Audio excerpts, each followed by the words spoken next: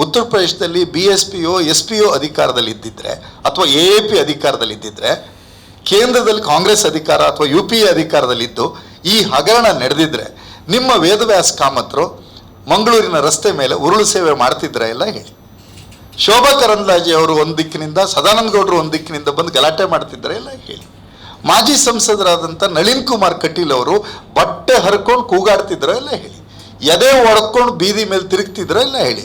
ಈಗ ಯಾಕೆ ಮೌನವಾಗಿ ಕೂತಿದ್ದಾರೆ ಇವರೆಲ್ಲರೂ ಅಂತ ಅಂದರೆ, ಇವರು ಚುನಾವಣಾ ರಾಜಕಾರಣಕ್ಕೆ ಇವರು ತಿಂದರೆ ಚಂದ, ಇವರು ತಿಂದರೆ ಅದು ಭಕ್ತಿಯ ಭಾಗ, ಇವರು ತಿಂದರೆ ಬೇರೆಯವ್ರ ಕಾಲದಲ್ಲಿ ಆಗದೇ ಇರುವ ಆರೋಪಕ್ಕೂ ಸಹಿತ ಆರೋಪ ಮಾಡಿ. ಅದರಿಂದ UPA ಕಾಲದಲ್ಲಿ ಹೇಗೆ ನಡೀತು, ಕಾಮನ್ವೆಲ್ತ್ ಹಗರಣ, 2G ಹಗರಣ, ಆಗ ಕಾಂಗ್ರೆಸ್ ಸರ್ಕಾರ ಹೇಗೆ ನಡ್ಕೊಳ್ತು, ಇವ್ರು ಹೇಗೆ ನಡ್ಕೊಳ್ತಿದ್ದಾರೆ ಅನ್ನೋದು ಮುಖ್ಯ. ವಾಂಗ್ಚಕ್ ಇವತ್ತು 18ನೇ ದಿನದ ಉಪವಾಸ ಸತ್ಯಾಗ್ರಹದಲ್ಲಿದೆ. ನಮ್ಮನ್ನು ಆಳ್ತಿದ್ದಂಥ ಬ್ರಿಟಿಷರು ಗಾಂಧಿ ಉಪವಾಸ ಕೂತ್ರೆ ಬಂದು ಗಾಂಧಿ ಯಾವ ವಿಚಾರಕ್ಕಾಗಿ ಉಪವಾಸ ಕೂತಿದ್ರಿ ಅಂತ ಕೇಳ್ತಾ ಇದ್ರು. ಹಾಗಾದರೆ ಬ್ರಿಟಿಷ್ಗಿಂತ ಕೆಟ್ಟೋಗ್ಬಿಟ್ರೆ BJP ಅವರು. ಕೃತಿಗಳನ್ನು, ಮಹಾಮೀಮಾಂಸೆಗಳನ್ನು ಬರೆದವರಿದ್ದರೆ ಕಾಂಗ್ರೆಸ್ ಪಕ್ಷದಲ್ಲಿದ್ದಾರೆ. ಕೃಷ್ಣಾವತಾರದ ಬಗ್ಗೆ ಕೃತಿಗಳನ್ನು ರಚಿಸಿದವರಿದ್ದರೆ ಕಾಂಗ್ರೆಸ್ನವರಲ್ಲಿದ್ದಾರೆ. ಧಾರ್ಮಿಕ ಸೌಹಾರ್ದತೆಗಳ ಬಗ್ಗೆ ಮಾಡಿದರೆ ಕಾಂಗ್ರೆಸ್ನವರಿದ್ದಾರೆ. ಹಿಂದೂ, ಮುಸ್ಲಿಂ ಮತ್ತು ಕ್ರಿಶ್ಚಿಯನ್ ಸೌಹಾರ್ದತೆ ಬಗ್ಗೆ ಭಾರಿ ದೊಡ್ಡ ಆಂದೋಲನ ಮಾಡಿದರೆ ಕಾಂಗ್ರೆಸ್ಸಿಗೆ ಒಂದು ಸೈದ್ಧಾಂತಿಕವಾದಂಥ ಮತ್ತು ಆಧ್ಯಾತ್ಮಿಕ ಭೂಮಿಕೆಯನ್ನು ಕೊಟ್ಟಂಥ ವಿನೋಬಾ ಭಾವೆ ಅವರು ನಮ್ಮ ನಡುವೆ ಇದ್ದಾರೆ. BJPಯವರು ಓದೋದೂ ಇಲ್ಲ, ಜಪವೂ ಇಲ್ಲ, ಬಾವುಟ ಮಾತ್ರ ರಸ್ತೆ ಮೇಲೆ ಬೀಸ್ತಾರೆ. ಅವರಿಗೆ ಅವರು ಮನೆಯೊಳಗೆ ಪೂಜೆ ಮಾಡ್ತಾರೋ ಇಲ್ಲ ಗೊತ್ತಿಲ್ಲ, ರಸ್ತೆ ಮೇಲೆ ಮಾತ್ರ ಭಾರಿ ಪೂಜೆ ಮಾಡಿದವ್ರಂಗೆ ಶೋ ಕೊಡ್ತಾರೆ. ಮನೆಯೊಳಗೆ ಭಕ್ತಿಯನ್ನು ಪ್ರಕಟ ಮಾಡ್ತಾರೋ ಇಲ್ಲ ಗೊತ್ತಿಲ್ಲ, ರಸ್ತೆ ಅಂತೂ ದೇವರಂತ ನಿಲ್ಲಿಸಿದ್ದಾರೆ. ಹಿಂದೂ ದೇವರುಗಳ ಮೇಲಿನ ನಂಬಿಕೆ, ಶ್ರದ್ಧೆಯನ್ನು ರಸ್ತೆ ಮೇಲೆ ತಂದು ಅದನ್ನು ಬೀದಿರಂಪ ಮಾಡಿರ್ತಕ್ಕಂಥ ಏನಾದರೂ ಅಪಕೀರ್ತಿ ಇದ್ದರೆ ಅದು ಭಾರತೀಯ ಜನತಾ ಪಕ್ಷ ಜೊತೆಗೆ RSSಗೆ ಅದು ಸಲ್ಲುತ್ತೆ ಅನ್ನುವಂಥದ್ದು. ನಾನು ನಿಮ್ಮ ಗೆಳೆಯರ ಹತ್ರ ಒಂದು ಪ್ರಶ್ನೆ, ಒಂದು ವೇಳೆ ಉತ್ತರ ಪ್ರದೇಶದಲ್ಲಿ ಕಾಂಗ್ರೆಸ್ ಸರ್ಕಾರ ಅಧಿಕಾರದಲ್ಲಿದ್ದಿದ್ರೆ, ಒಂದು ವೇಳೆ ಉತ್ತರ ಪ್ರದೇಶದಲ್ಲಿ BSPO SPO ಅಧಿಕಾರದಲ್ಲಿ ಇದ್ದಿದ್ರೆ ಅಥವಾ AAP ಅಧಿಕಾರದಲ್ಲಿ ಇದ್ದಿದ್ರೆ ಕೇಂದ್ರದಲ್ಲಿ ಕಾಂಗ್ರೆಸ್ ಅಧಿಕಾರ ಅಥವಾ UPA ಅಧಿಕಾರದಲ್ಲಿದ್ದು ಈ ಹಗರಣ ನಡೆದಿದ್ರೆ ನಿಮ್ಮ ವೇದವ್ಯಾಸ ಕಾಮತ್ರು ಮಂಗಳೂರಿನ ರಸ್ತೆ ಮೇಲೆ ಉರುಳು ಸೇವೆ ಮಾಡ್ತಿದ್ರೆ ಎಲ್ಲ ಹೇಳಿ.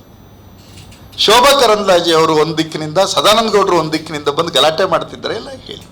ಮಾಜಿ ಸಂಸದರಾದಂಥ ನಳಿನ್ ಕುಮಾರ್ ಕಟೀಲ್ ಅವರು ಬಟ್ಟೆ ಹರ್ಕೊಂಡು ಕೂಗಾಡ್ತಿದ್ರೆ ಎಲ್ಲ ಹೇಳಿ. ಎದೆ ಒಡ್ಕೊಂಡು ಬೀದಿ ಮೇಲೆ ತಿರುಗ್ತಿದ್ರೆ ಎಲ್ಲ ಹೇಳಿ. ಈಗ ಯಾಕೆ ಮೌನವಾಗಿ ಕೂತಿದ್ದಾರೆ ಇವರೆಲ್ಲರೂ ಅಂತ. ಅವರೆಲ್ಲರೂ ಪಂಜಿನ ಮೆರವಣಿಗೆಯನ್ನು ಮಾಡಲಿ. ರಾಮ ಮಂದಿರದ ದೇಣಿಗೆ ಲೂಟಿ ಆದವರ ಬಗ್ಗೆ ಕಾನೂನು ಕ್ರಮ ಆಗಬೇಕು ಅಂತ ಪಂಜಿನ ಮೆರವಣಿಗೆ ಮಾಡಲಿ, ನೇತೃತ್ವ ತಗೊಳ್ಳಿ. ಅವ್ರ ಹಿಂದ್ಗಡೆ ನಾವು ಬೇಕಾದ್ರೆ ಹೋಗೋಣ, ಅದನ್ನು ಮಾಡೋಕ್ಕೆ ತಯಾರಿದ್ದಾರೆ. ಈಗ ಯಾಕೆ ಮೌನವಾಗಿದ್ದಾರೆ? ಈಗ ಅದು ಲೂಟಿ ಅಂತ ಅನಿಸ್ಲಿಲ್ವಾ, ದ್ರೋಹ ಅಂತ ಅನಿಸ್ಲಿಲ್ವಾ, ನಂಬಿಕೆ ಮೇಲಿನ ದಾಳಿ ಅಂತ ಅನಿಸ್ತಾ ಇಲ್ವಾ ಇವರಿಗೆ? ಅಂದರೆ ಇವರು ಚುನಾವಣಾ ರಾಜಕಾರಣಕ್ಕೆ ಇವರು ತಿಂದರೆ ಚಂದ, ಇವರು ತಿಂದರೆ ಅದು ಭಕ್ತಿಯ ಭಾಗ, ಇವರು ತಿಂದರೆ ಬೇರೆಯವ್ರ ಕಾಲದಲ್ಲಿ ಆಗದೇ ಇರುವ ಆರೋಪಕ್ಕೂ ಸಹಿತ ಆರೋಪ ಮಾಡಿ. ಅದರಿಂದ UPA ಕಾಲದಲ್ಲಿ ಹೇಗೆ ನಡೀತು, ಕಾಮನ್ವೆಲ್ತ್ ಹಗರಣ, 2G ಹಗರಣ, ಆಗ ಕಾಂಗ್ರೆಸ್ ಸರ್ಕಾರ ಹೇಗೆ ನಡ್ಕೊಳ್ತು, ಇವ್ರು ಹೇಗೆ ನಡ್ಕೊಳ್ತಿದ್ದಾರೆ ಅನ್ನೋದು ಮುಖ್ಯ. ಮುಂದುವರೆದ ಒಂದು ಪಾಯಿಂಟ್ ಹೇಳ್ತೀನಿ, ತಪ್ಪು ತಿಳ್ಬೇಡಿ. ವಾಂಗ್ಚಕ್ ಇವತ್ತು 18ನೇ ದಿನದ ಉಪವಾಸ ಸತ್ಯಾಗ್ರಹದಲ್ಲಿದೆ. ನಮ್ಮನ್ನು ಆಳ್ತಿದ್ದಂಥ ಬ್ರಿಟಿಷರು ಗಾಂಧಿ ಉಪವಾಸ ಕೂತ್ರೆ ಬಂದು ಗಾಂಧಿ ಯಾವ ವಿಚಾರಕ್ಕಾಗಿ ಉಪವಾಸ ಕೂತಿದ್ರಿ ಅಂತ ಕೇಳ್ತಾ ಇದ್ರು. ಹಾಗಾದರೆ ಬ್ರಿಟಿಷ್ಗಿಂತ ಕೆಟ್ಟೋಗ್ಬಿಟ್ರೆ BJPಯವರು. ವಾಂಗ್ಚುಕ್ ಅವ್ರು ಭಾರತೀಯರಲ್ವಾ? ಅವರು ನಮ್ಮ ದೇಶದ ಭಾರತೀಯ ಎಂಬೆಯ ಮಗ ಅಲ್ವಾ? ಅವ್ರು ಕೂತಿರೋ ವಿಚಾರ ಏನು? ನಮ್ಮ ಯುವ ವಿದ್ಯಾರ್ಥಿಗಳ ಬದುಕಿನ ಬಗ್ಗೆ ಕೂತಿದ್ದಲ್ವೇ? ಲೋಪವೆಗಿಸಿರ್ತಕ್ಕಂಥ ಶಿಕ್ಷಣ ಸಚಿವ ರಾಜೀನಾಮೆ ಕೊಡಲಿ ಅಂತ ಕೂತಿಲ್ವೇ? ಇವತ್ತಿನವರಿಗೆ ಈ ದೇಶದ ಆಡಳಿತ ಹೋಗಿ ಆತ ನಿತ್ರಾಣಗೊಳ್ತಾ ಇದ್ರು ಸಹಿತ ನಿನ್ನೆಗೆ 8 kg 700 ಗ್ರಾಮ್ ತೂಕವನ್ನು ಅವ್ರು ಕಳ್ಕೊಂಡಿದ್ದಾರೆ. Is not Congress activist. ಇವತ್ತಿಗೂ ಹೋಗಿ ಕೇಳ್ತಾ ಇಲ್ಲ ಅಂತಂದರೆ ಇದಕ್ಕೆ ಇವ್ರದ್ದು ಉತ್ತರ ಕೊಡಬೇಕು. ಹಾಗಾಗಿ ಇವರು ಗೊಂದಲಕಾರಿಯಾಗಿ ನಡ್ಕೊಳ್ತಿರ್ತಕ್ಕಂಥದ್ದು ಇವ್ರ ಎದುರುಗಡೆ. ಸೊ ಅದರಿಂದ BJPಯವರು ಪ್ರೆಸ್ ಮೀಟೇ ಕೈದು ಮಾಡ್ದಂಗಿದೆ ತುಂಬ ದಿವಸದಿಂದ. ಅವರು ಪ್ರೆಸ್ ಮೀಟಲ್ಲಿ ಇದನ್ನ ಮಾತಾಡಬೇಕು.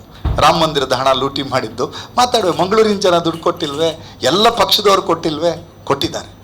ಹಾಗಾಗಿದ್ದರಿಂದ ಅವರಿಗೆ ಒಂದು ಭಾರಿ ದೊಡ್ಡದಾದಂಥ ನೈತಿಕ ಹೊಣೆಗಾರಿಕೆಯನ್ನು ಅವರಿಗೆ ಪ್ರಕಟ ಮಾಡಬೇಕು.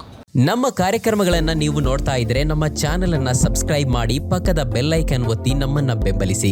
ಹಾಗೆ ನಮ್ಮ ಕಾರ್ಯಕ್ರಮಗಳನ್ನ ಲೈಕ್ ಮಾಡಿ, ಕಮೆಂಟ್ ಮಾಡಿ, ಅದನ್ನ ಬೇರೆಯವರಿಗೂ ವಾಟ್ಸ್ಆಪ್ ಮೂಲಕ ಶೇರ್ ಮಾಡಿ.